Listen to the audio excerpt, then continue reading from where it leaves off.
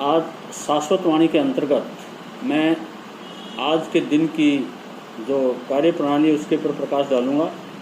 आज का 18 जून का जो दिन है, हिंदुस्तान में इंडियन मेडिकल एसोसिएशन की तरफ से हड़ताल का ऐलान किया गया है। जबकि एक अशुभ घटना है कि कोई चिकित्सक जो भगवान का दूसरा रूप समझे जाते हैं, उनको हड़ताल करने की नौबत आई। क्योंकि कितने पिछले दिनों से हम देखते रह रहे हैं, कोरोना का काल था। कोरोना के दौरान हजारों लाखों लोग बेमौत मर गए, सड़कों पर तरफ तरफ के मर गए और चिकित्सकों ने बहुत मदद की। प्रशासन ने भी जो अपने भरसक प्रयास किए उनको बचाने के लिए कोशिश की गई। लेकिन आज जो आईएमए की तरफ से हड़ताल का ऐलान किया गया है, वो क्यों किया गया है, उसका क्या कारण है, करना चाहिए कि नहीं करना चाहिए, उसके बारे में हम थोड़ा सा प्रकाश डालेंगे। चिकित्सक को भगवान का दूसरा रूप माना जाता है, बिल्कुल सही है। क्योंकि आज जो हड़ताल जारी की गई है आईएमए की तरफ से, वो ये है कि 10 बजे से 2 बजे तक ओपीडी बंद रहेगी। लेकिन जो इमरजेंसी सेवाएं हैं, जो आपातकालीन सेवाएं हैं, वो बाधित नहीं रहेंगी। अगर चिकित्सक सारे मिलकर के आपातकालीन सेवाएं बंद कर दें तो ये बहुत बड़ी अनहोनी होगी और कोरोना के दौरान इतने लोगों की शायद मौत नहीं हुई, इससे ज़्यादा लोग मर जाएंगे। लेकिन वो अनहोनी होगी, वो नहीं होनी चाहिए, क्योंकि चिकित्सक भगवान का दूसरा रूप है। चिकित्सक ने आपातकालीन सेवाएं वो बंद नहीं करनी चाहिए, ना वो करेंगे, ना कभी पहले की। ये उनका एक मानवीय एक लक्षण है, उनके अंदर एक दिल की उदारता है कि वो रोगियों के प्रति इतने उदार हैं कि वो किसी को मरने की नौबत नहीं आने देंगे, चाहे उनके ऊपर कितने भी संकट आ जाएं। हम रोज़ रोगियों को देखते हैं, कुछ अभिभावक होते हैं वो नाराज़ हो जाते हैं किसी कारण वजह से। जब बेमौत को रोगी मर जाता है, कोई एक्सीडेंट की वजह से हमारे अस्पतालों में रोगी आते हैं, प्राइवेट अस्पतालों में। कोरोना काल में इतने गंभीर रोगी आए और कोई और अकस्मात बीमार होने की वजह से जब रोगी आता है, और ये स्वाभाविक है कि उसकी नाराज़गी होना, किसी कारण से इलाज में कोई देरी हो गई या कोई पैसे उसके लग गए। क्योंकि रोगी जब आता है एक शारीरिक दुख लेकर के अस्पताल में आता है और उसके साथ एक आर्थिक दुख और जुड़ जाता है, फिर मानसिक दुख की शुरुआत होती है। 3 दुख रोगी के साथ जुड़ जाते हैं।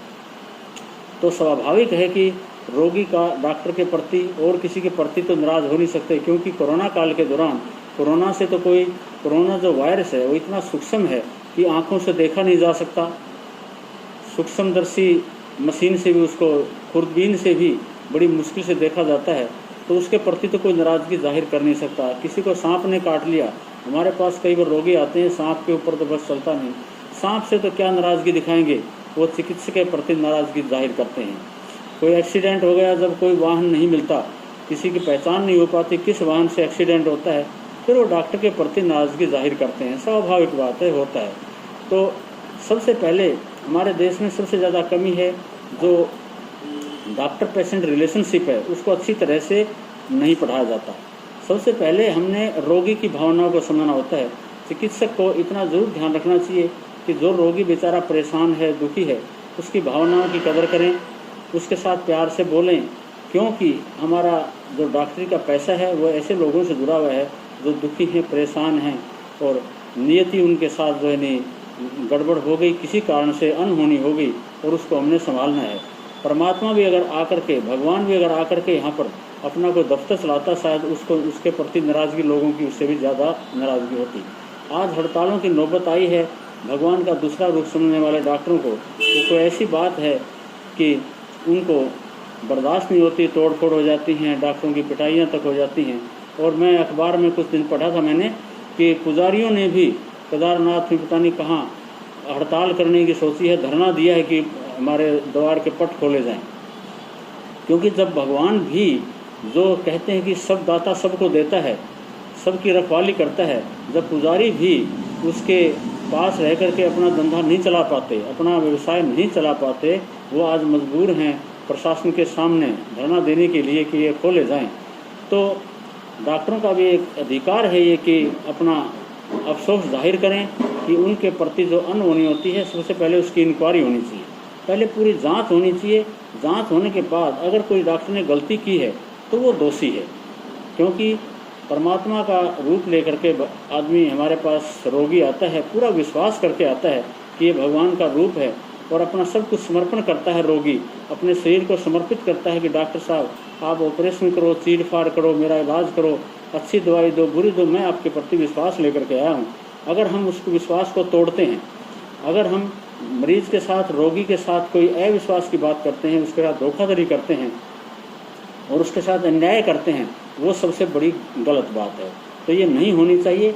ईमानदारी से पेश आना चाहिए रोगियों के प्रति, और फिर रोगियों को भी संयमता बरतनी चाहिए कि अगर कोई ऐसी अनहोनी होती है, डॉक्टर सही उसने गलत किया है या नहीं किया है, तो उसके प्रति उसने जांच के लिए समय देना चाहिए, प्रशासन को समय देना चाहिए और चिकित्सकों से राय लेनी चाहिए कि सही हुआ है गलत हुआ है, तब अगला कदम उठाना चाहिए। यही नहीं कि थोड़ी सी तकलीफ हुई और अस्पताल में तोड़ फोड़ की नौबत आ जाए, या अस्पतालों के प्रति टीका टिप्पणी करने जाए। जिस तरह अभी स्वामी रामदेव ने कहा है कि आयुर्वेद को लेकर के और आयुर्विज्ञान को लेकर के, एलोपैथी को लेकर के जो ये टीका टिप्पणी की है, ये इसकी हम भर्त्सना करते हैं, क्योंकि कम से कम 3000 पैथियाँ हैं इस दुनिया के अंदर। तरह तरह की पैथी है, इलेक्ट्रोपैथी है, होम्योपैथी है, आयुर्वेद है, और कितनी पैथियाँ हैं, एलोपैथी है। तो सारी पैथियाँ अपने आप में कारगर हैं, सभी अपनी अपनी जगह सही हैं। लेकिन मैं ये कहूँगा जो एलोपैथी है वो शुद्ध साइंटिफिक वैज्ञानिक पद्धति है। अगर इस पद्धति के तहत नहीं चलें, कितने लोग हैं जो इसकी आलोचना करते हैं एलोपैथी के, दूसरे दिन एलोपैथी के अस्पतालों में दाखिल हुए मिलते हैं। कितने लोग अपना इलाज करवाते हैं। अगर आज लुई पास्टर ने कुत्ते काटे का इलाज नहीं बनाया होता तो आज कितने लोग पागल कुत्ते काटे से मर चुके होते। इस वैक्सीन के दौरान अगर ये वैक्सीन एलोपैथी के द्वारा नहीं बनाया होता तो लाखों करोड़ों लोग दोनों मौत के कगार में चले जाते, मौत के ग्रास में चले जाते। तो इसलिए एलोपैथी शुद्ध साइंटिफिक और शुद्ध वैज्ञानिक पद्धति है।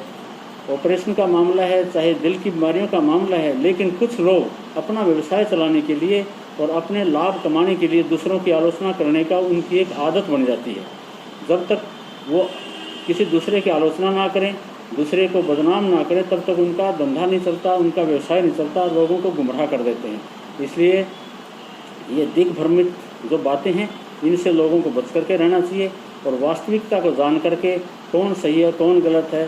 हर पैथी अपने आप में कारगर है। कहीं हम देसी दवाई से भी लाभ उठा सकते हैं, कहीं हम होम्योपैथी से भी लाभ उठा सकते हैं, कहीं हम इलेक्ट्रोपैथी से, फिजियोथेरेपी से, तरह तरह की पैथियाँ हैं, अपने आप में सब कारगर हैं और अपनी अपनी जगह ठीक हैं, गलत कोई नहीं है। लेकिन एलोपैथी शुद्ध साइंटिफिक वैज्ञानिक पद्धति है जो लोगों को जान बचाने में अहम भूमिका अदा कर सकती है। इसलिए ये बातें सारी विवाद की नहीं है, ये संवाद की बातें हैं। अगर किसी को कोई किसी के प्रति भ्रम है तो संवाद के लिए मीटिंग बुलाएं, वो बैठें, एक्सपर्ट बीच में बैठें और विशेषज्ञ बीच में बैठ करके आपस में चर्चा करें, तब लोगों की गलतफहमियां दूर की जा सकती हैं और लोगों को दिग्भ्रमित होने से बचाया जा सकता है। आपने मेरी बातें ध्यान से सुनी। शाश्वत वाणी के तहत मैं आप सभी का स्वागत करता हूं और कोरोना काल से निपटने के लिए, इस कोरोना से भयंकर बीमारी से हमारा देश बचा है, प्रशासन की प्रयास से, चिकित्सकों के प्रयास से, सभी डॉक्टरों ने भरसक प्रयास किया, अपने सिर पर कफन बांध करके रोगियों का इलाज किया। तो मैं उस सबको धन्यवाद देता हूं, सभी को जिन्होंने कोरोना काल में जो सहयोग किया है लोगों का, उनका सबका हार्दिक आभारी हूँ। धन्यवाद, नमस्कार।